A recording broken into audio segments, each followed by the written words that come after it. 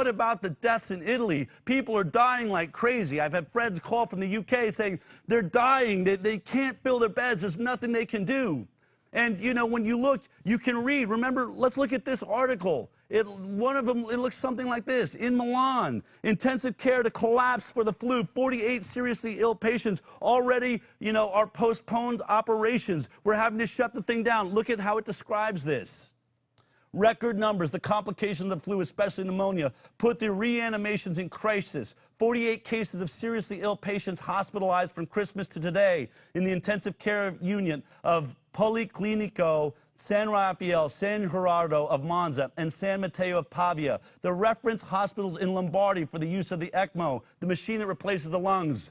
You know, the problems overlap, difficulties in welcoming new patients, postponement of scheduled surgical interventions, and suspended reservations for the bedside of the resuscitations intended to welcome the sick after the operations. Extraordinary shifts for doctors and nurses called back from the holidays. It's a crisis, except what I'm reading to you came from December of, 2018. You see, what Telegraph is reporting to you is that Italy has one of the worst, most crumbling infrastructures for a health system in the industrialized world. They had a flu outbreak where 48 patients sent the whole thing into collapse, as they described it. We've known this for years. The World Health Organization has been monitoring Italy, saying this health system is terrible. They can't even handle it when they have an average-sized flu outbreak. And yet, this is what we're allowing our hysteria to come from. I just wanted to point that out. But now, let's get down to the numbers. When we look at the numbers in Italy, what is it that we're seeing? Now, we hear about regions, right? We hear about Lombardy and the fact that there's this huge death rate. We hear about 7,500 people, dying. But remember the article that came out? And we talked about this, 99% of all cases appear to have a comorbid event, right? There it is. 99% of those who died from virus had other illness, Italy says. Well, this week it's gone a step further. Now it's being reported that now that the health administration of Italy has gone through those deaths, what they've discovered is that 88%, take a look at this. The way in which this is what they said, the article. The way in which we code deaths in our country is very generous in the sense that all the people who die in hospitals with the coronavirus are deemed to be dying of the coronavirus. Huge difference, with or of. On reevaluation by the National Institute of Health, only 12% of death certificates have shown a direct causality from coronavirus, while 88% of patients who have died have at least one premorbidity. Many had 2 or 3. He says 88% of the cases, really you'd have to argue, died of something else. What does that do to the 7,500? You see, they haven't reduced that number. Instead, they're leaving the rest of us in a panic. I want to get to, I think I'm going to skip some of this. What do we have? The numbers? Let's look at the numbers. Let's look at the numbers as it breaks down across Italy, because what all those scientists were talking about was the average death rate we already see. So we have that broken down in total numbers of deaths in Italy. This is 2018 by region, just to give us some perspective, right? Here it is. Lombardy.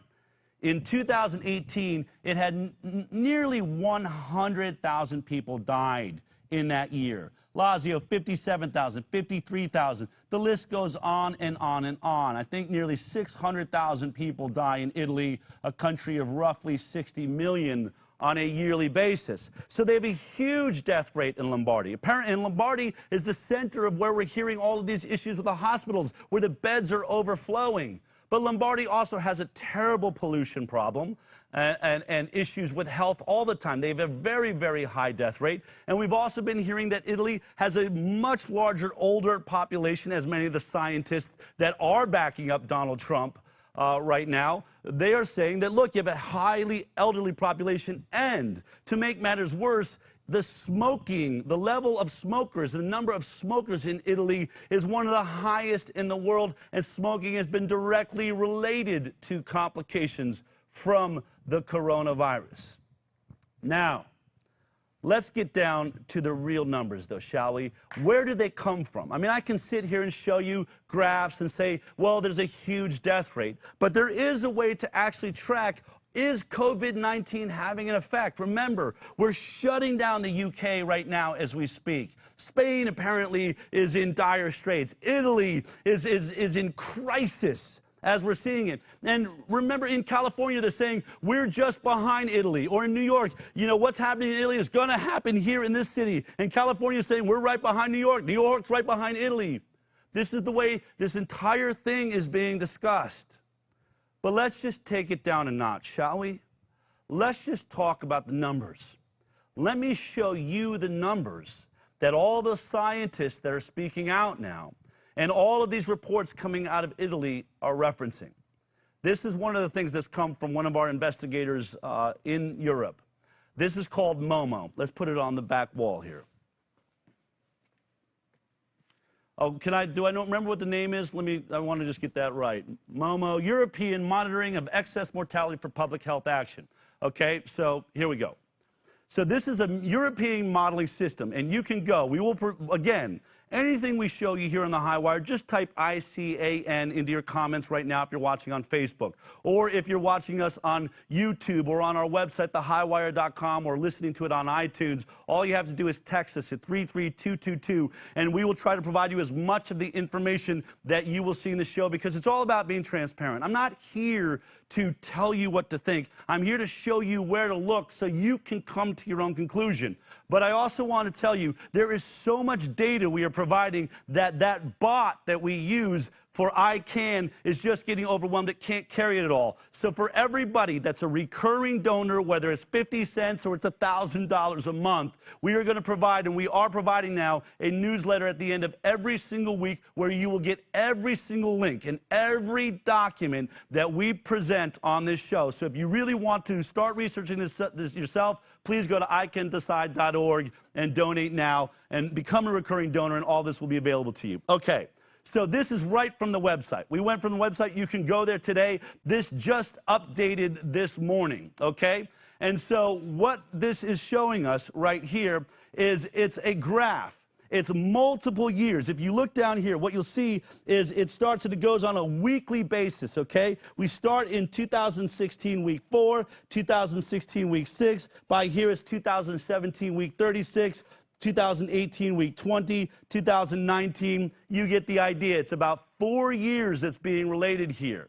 Now let's just blow out for a second, and let me show you that when you look at Europe, what's interesting is you do see, now this red line we see here, that's the median level of death in Europe, okay? What that's saying is this is the average. So this is a constantly updated surveillance system that every week will show, are we below our average death rate or are we above it? You know, and so you have lines, you know, have 4 and 8, and you can see in Austria, it went all the way up above the 8 here. When was this? This is back in 2016, and in fact, we saw it similar. Italy experienced the same thing, very high, whatever that was. This all happened in 2016, and it happened across Europe because those countries are very close together. Whatever this was, we didn't quarantine then, right? And if you come along, another blip, this one going up above. Italy hits the top line. You get the idea. We see these rises. So this is very, very accurate information. It's what scientists use to come to their conclusion, right? So this is how the system works. Well, we went there this morning, and we just tracked Italy. So we came across, we decided, let's just look at Italy, shall we? And where are we at? And when we come over here to just this last week. Now, when we looked at this earlier in the week, we were just below this first line, and now we're just above this first line. We're not touching the top line. We're not above the top line like we were over here. We are below the top line, okay? This is what has the entire world terrorized, that this blip right here really matters, that we should be locking down the world right now. But look at other countries. If you look at England, who is now currently in lockdown, look what's happening to them. They're below that 0 line. They're having less mortality right now than they had the same time last year. So is almost every other. Austria, way down. Belgium, right on the line. Estonia. I mean, I could show you the whole graph, but we're just giving you a glimpse. The only blip is right here in Italy. Well, this website also has a brilliant map feature. And so you can pull up the map and see where is the map when we look at Europe in totality. Remember, this is excess deaths. This is deaths that either goes above the average line or below it. Let's take a look at the map, shall we? Here it is. This is the day, week 11, right now, 2020. We now see a map of all of Europe. Now, I don't know if we can get close enough, but you can see how they do this. Light blue means there's no excess death, mortality taking place right now as we speak. This medium blue is above expected. It's a little bit high. And then we go to high, which is, a darker blue. Then there's very high, where we obviously are reaching some sort of critical point, right? Now, I would think, based on the news and the way that they're all covering it, that we have got to lock everybody down or grandpa will die. You're putting money before the elderly. You cannot do that. But let's look at this map, shall we? I don't know if the colors come across, but you can see that right now, all over Europe, all of Europe, for the most part, is in a no excess point right now. Not the UK, nobody. Not Spain, nobody is having some massive excessive death rate. But let's do focus. Here's Italy. And this is what I'm telling you. I'm showing you exactly what's being presented today as we speak. Last week when we looked at this was light blue. So this week the numbers are starting to come in. It's what we're seeing. It's going up. But how bad is it? This blue, I don't know if you can see it, relates to this box right here, which means they're at a high level. They're not at very high. They're at a high level. They're at a high level in the middle of what's being described as the peak of their crisis right now. It's what California is preparing for and what New York is preparing for. Their beds are overrun, but they're at a high level. Now, you might be saying, Del, you can't knock the seriousness of that. It's true. Look, there is obviously a problem going on here. But remember, there have been problems before. And we have never locked anyone down before. But let me show you how this works. How about let's go back to 2019, because you'll find this interesting. Remember this color. 2019, week 7 of 2019, last year, look what was happening there. There you have an issue that's, we have above expected, all through Europe here, and you have multiple nations that are in the high zone, exactly where Italy's at right now. These are gigantic populations and more of a problem across Europe and up into, Sweden and these areas up here, the Nordic countries. That's what I meant to say. Okay, so you could say, arguably, this looks about the same, if not worse, than where Italy is at. Italy's a little better here, but it's worse in other nations. But this didn't create a quarantine situation. We didn't lock down, all of Europe and all of the world, right? Let's take it back another year. How about let's go to 2018? Take a look at this. 2018. What is happening here? My God, we are well above high now. We have Italy in very high, very high, very high. Other nations in the high zone. A few are staying out of it. Whatever was happening week 1 in 2018, this looks horrifying compared to where we're at right now, yet still never locked down the country, never ever, destroyed our way of life and our economy. Do we have 2017? Let's see 2017. Oh my God! What was going on week 2 in 2017? Look at this. Very high, all through multiple nations. UK, others in the high zone where Italy is at right now. This must have been, what, the Great Plague? This what must have looked like the end of the world. Or was it? Remember that we are being told that, we're acting like this is what's happening, but let's go back to 2020. Remember, this is where we were back in 2017, no problem. Where are we at right now? That is where the world is shutting down at. Does anyone see an issue with that?